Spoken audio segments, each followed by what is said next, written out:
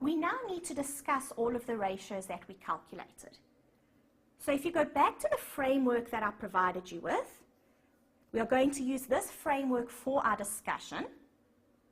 However, please note when it comes to profitability ratios, the majority of profitability ratios are self-explanatory and therefore limited marks are available for interpretation. So you'll see when it comes to our discussion, we won't be interpreting a lot of the ratios because they are self-explanatory. I will only be interpreting the ratios where you have an interpretation in your lecture notes. If there's no interpretation in the lecture notes, don't bother interpreting the ratio. There won't be any marks available for the interpretation because the ratio is self-explanatory. So you'll see that with the majority of the ratios that we calculated. So first we'll consider whether we should interpret the ratio. For most of the calculations we won't. We will then compare the ratio to a benchmark, so to prior periods or to similar companies. We were given industry averages in this question, so we'll compare to the industry averages. We'll also compare to any other benchmark available. So look at the lecture notes because remember, there were additional benchmarks that I gave you. When it comes to the changes in revenue and costs, you can also benchmark to the inflation rate. Let's just check if there was anything else. You can benchmark the effective interest rate to the prime lending rate, but we won't be doing that in our example because we didn't calculate the effective interest rate. All right, and that's it. But please note, you don't just benchmark to prior periods and industry averages. Make sure you refer to the lecture notes where I've given you other potential benchmarks. And when comparing to a benchmark, guys, remember to use the correct terminology. You can't just say increased or decreased. You need to say improved, deteriorated, better, worse, positive, negative. Then, if there is a good reason, you can provide a reason, but don't write rubbish. And if performance is negative, we'll discuss the impact and remedial action. But once again, we will only do this if the discussion can add extra value. Don't just write down rubbish. You won't get any marks for writing down rubbish. It's important to note that the bulk of your marks will actually be scored by comparing the ratio to a benchmark and saying whether it's better, worse, improved, deteriorated, etc. So the first calculation that we performed was the change in revenue, and we saw that revenue increased by 16.91% from the prior year. So you're not going to interpret the ratio because the increase in revenue is the increase in revenue, so there's no marks available for interpretation. Let's see if we can benchmark this to something. First, we can benchmark this to the prior year because revenue has increased from the prior year, or it's improved from the prior year. So make sure that you use the correct words in your discussion. The 16.91% increase from the prior year shows an improvement. All right, so you can't just say it increased, you must use the correct word. It's an improvement from the prior year. Then remember, in addition to benchmarking to the prior year, when it comes to revenue, you can also benchmark to the inflation rate. So if you go back to the information provided in the question, we were told that the current rate of inflation is 5%. So we can compare the movements in revenue to the inflation rate. Now guys, it's important to note, if revenue only grows in line with inflation, then the company isn't really showing any real growth. They are just keeping up with inflation. So if we calculated a movement in revenue over here of 5%, that means the company hasn't grown at all. It means they are just keeping up with inflation. So you should always compare the movement in revenue to the inflation rate if that's given, because it helps you determine whether the company's revenue has grown in real terms. So in this case over here, because revenue is growing at a faster rate than the inflation rate, it's above the inflation rate of 5%, it means that revenue has grown in real terms. So the company isn't just keeping up with inflation, they are actually growing. Now guys, as an advanced calculation, depending on the marks available in the question, you could also take this growth rate that you've calculated and convert it into a real rate to determine whether the company has actually grown in real terms. So this growth rate that we've calculated over there is a nominal rate because it includes inflation. So that is your nominal rate in the formula over here. And we are trying to calculate the real rate. And we know that the inflation rate is 5%. So by using the Fisher formula, we can convert this nominal rate into a real rate. All right, so just look at the calculation over here, please, guys. It's just simple maths. You're just solving for the real rate. So we get a real growth rate of 11.34%. So this is the nominal growth rate.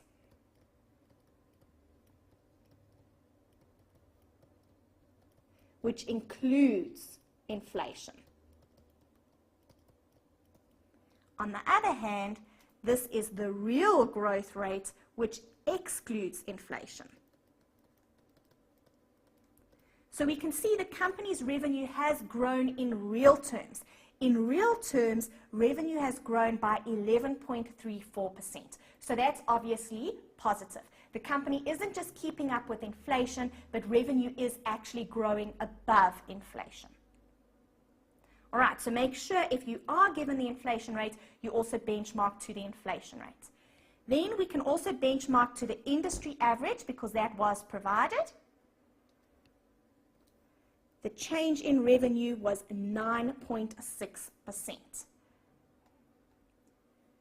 So Camille Limited's revenue is growing at a faster rate than the industry average of 9.6%, which indicates positive performance. Make sure that you say it indicates positive performance. Use the correct words.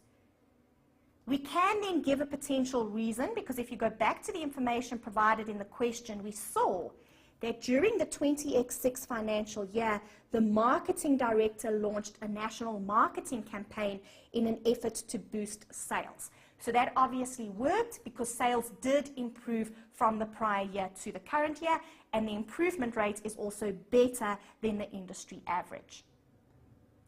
So take the reason from the question and use it in your solution.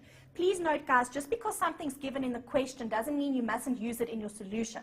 You must use it in your solution. That's why you were given the information in the question.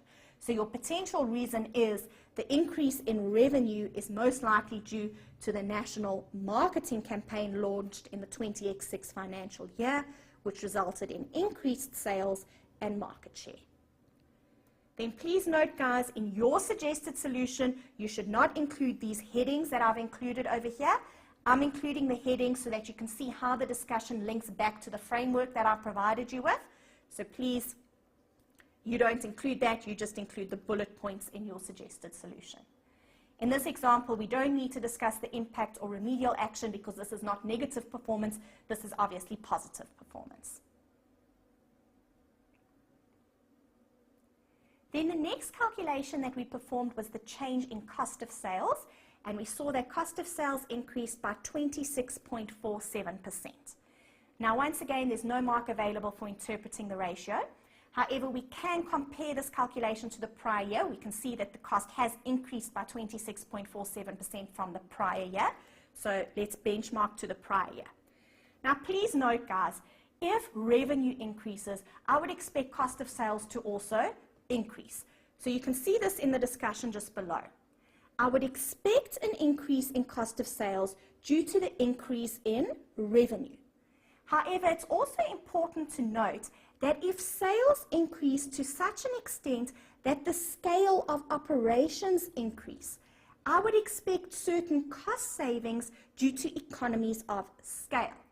So for example, guys, if revenue increases so significantly that the company is now operating at a much higher scale. So let's say in the prior year they were only operating at a 70% capacity, and now in the current year they are operating at a 90% capacity. If the scale of operations changes so significantly, I would expect certain cost savings due to economies of scale. So what am I talking about over here? Firstly, when the company buys their inventory, because they are buying more inventory, they should qualify for bulk discounts. In addition to that, there should also be lower inventory holding costs per unit. Let's say, for example, inventory holding costs are 100,000 Rand per annum. If the company is only selling 1,000 units, obviously the inventory cost per unit is going to be 100 Rand. However, if sales increase to 1,250 units,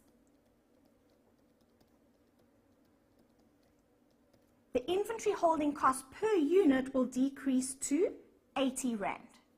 So guys, it's important to note that if sales increase to such an extent that the scale of operations changes, you should expect certain cost savings because of economies of scale. However, that has not happened in this question, guys. We can see that there's a problem over here because cost of sales are increasing at a faster rate than revenue, and that should definitely not happen. If anything, the cost should just increase in line with revenue. So you can see over here with your discussion, cost of sales is increasing at a faster rate than revenue, indicating negative performance. Please make sure that you clearly show that this indicates negative performance. Then we can't benchmark to the industry average because we haven't been given the industry average for this calculation. Please note that you also can't benchmark to the inflation rate. Guys, if you go back to your lecture notes, I told you that revenue and costs should be benchmarked to the inflation rate. Please be very careful when benchmarking costs to the inflation rate. If revenue increases in real terms, so if your growth in revenue is above the inflation rate and the company's gaining market share, they're selling more products, obviously then the cost of sales can't only increase in line with inflation. If revenue increases, I will expect cost of sales to also increase in line with revenue. So it doesn't make sense to say that the costs are increasing at a faster rate than the inflation rate and the company's not managing their costs effectively, because obviously if revenue grows in real terms, cost of sales will also grow in real terms. So just be careful when benchmarking costs to the inflation rate. And that's why I have not benchmarked the change in cost of sales to the inflation rate. However, we can discuss a potential reason, because if you go back to the information provided in the question, we were told Camille Limited decided to change suppliers in 20X6 due to poor service delivery from their existing suppliers. So they are obviously buying their inventory from a different supplier. So a potential reason could be that that supplier is now charging more, and that's why cost of sales is growing at a faster rate than revenue.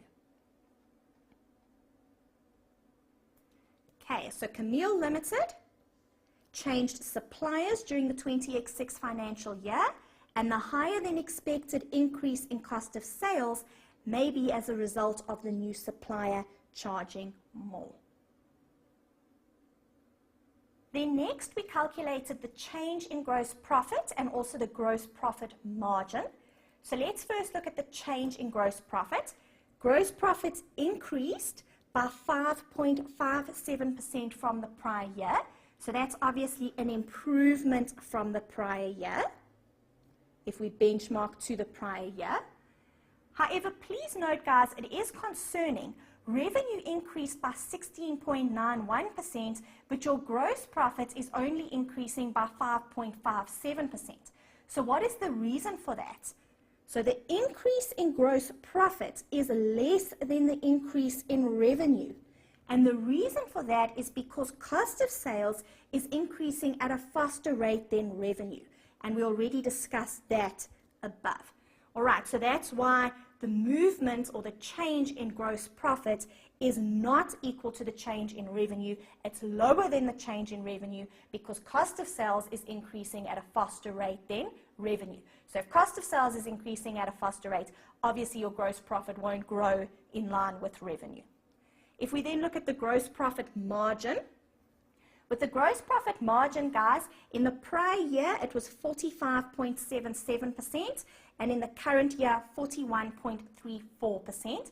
So it's deteriorated from the prior year to the current year.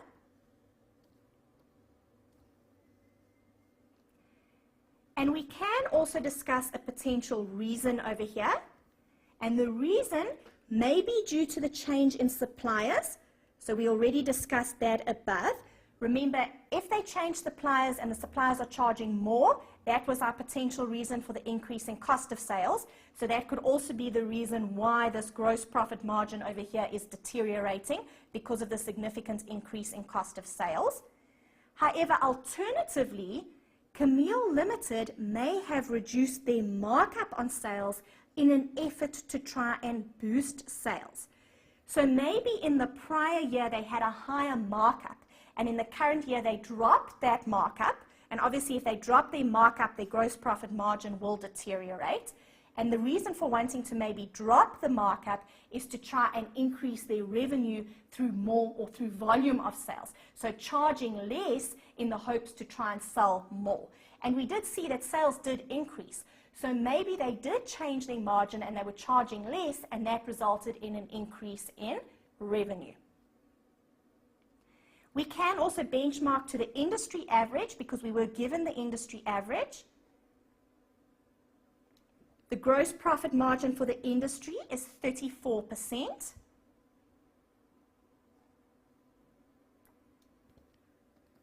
So even though the gross profit margin for Camille Limited has deteriorated from the prior year to the current year, they are still performing better than the industry average of 34%.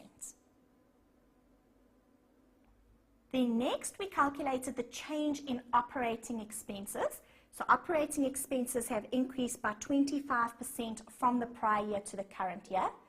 So once again, guys, this is negative performance because operating expenses are increasing at a faster rate than revenue. Revenue is increasing by 16.91% and operating costs are increasing by 25%, indicating negative performance. Remember, as an alternative, instead of calculating the change in operating expenses, you could have calculated operating expenses as a percentage of revenue in the prior year and also in the current year. However, you shouldn't perform both calculations because both of them tell us exactly the same thing. You can see in the current year, your operating costs are a higher percentage of revenue than what they were in the prior year. And that also tells me that these operating costs are growing at a faster rate than revenue. In the current year, your operating costs are a higher percentage of revenue. So operating costs are increasing at a faster rate than revenue, indicating negative performance. Or as an alternative, operating costs as a percentage of revenue have increased from the prior year to the current year, also indicating negative performance. Then we calculated the change in operating profit, and operating profit deteriorated by 18.9%. We also calculated the operating profit margin, which has also deteriorated from the prior year to the current year. So operating profit has deteriorated by 18.9% from the prior year, and the operating profit margin also deteriorated from the prior year to the current year. So we've benchmarked to the prior year. We can now also benchmark to the industry average. So here's the industry average. Operating profit margin is 15%.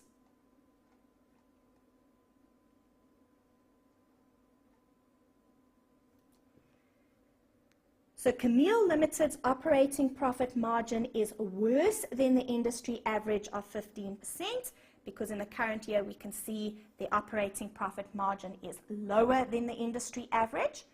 So what is a potential reason for this, guys? The reason is because of the significant increase in operating costs. And if you go back to the information provided in the scenario, the reason was actually given. We were told that 3 new admin assistants were appointed in 20X6. So guys, the salaries of these admin assistants would be sitting in operating expenses. So if they've hired new admin assistants, salaries would increase and that would cause your operating expenses to increase. And that's obviously having a negative impact on operating profit. Please don't discuss cost of sales again. You have already discussed cost of sales. So obviously the change in cost of sales will also impact on operating profit, but that has already been discussed as the reason for the deterioration in the gross profit margin. We are now looking at the operating profit margin. So the only difference between the gross profit margin and the operating profit margin are your operating expenses. So now you should be looking at the reason for the significant increase in your operating expenses, because that will cause your operating profit margin to deteriorate. Don't just keep discussing the same things over and over and over again. All right. You're not going to get the marks if you keep just repeating your discussion. All right, so a reason for the significant increase in operating costs may be due to an increase in salaries in 20X6 as a result of the new admin assistants that were appointed. Or, guys, you can also say this could be as a result of poor cost control. Maybe they're not controlling their costs effectively, and that's why costs are increasing at a faster rate than revenue. We then calculated the change in other income, and other income increased significantly by 42.86%. So we can benchmark to the prior year and say that it improved significantly from the prior year to the current year. However, guys, we can't actually discuss this in more detail because we don't know the nature of this other income. So we can't comment any further. In addition to that, guys, this amount is insignificant in relation to total net profit. You can see the amount that we're dealing with here is really insignificant. So you're not going to waste your time trying to gather more information or discuss this further, because even though it has changed significantly, there's nearly a 43% increase in other income. It's not going to have a significant impact on improving net profit because the amount is so immaterial. We then calculated the change in net profit, and we saw that net profit deteriorated by 25.74% from the prior year. So net profit deteriorated from the prior year. We also calculated the net profit margin, and you can see that the margin has also deteriorated from the prior year to the current year. We can benchmark this to the industry average because we were given an industry average in the question. The industry average is 10%.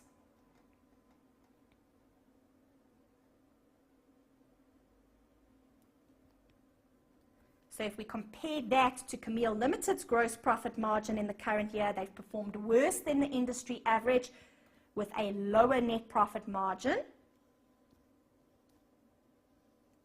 However, please remember, go back to the lecture notes. I told you that net profit margin is a poor financial indicator when making comparisons because of differences in accounting policies, different capital structures between companies. So it's better to rather use EBITDA margin when making comparisons. So just discuss that. We have performed the calculation.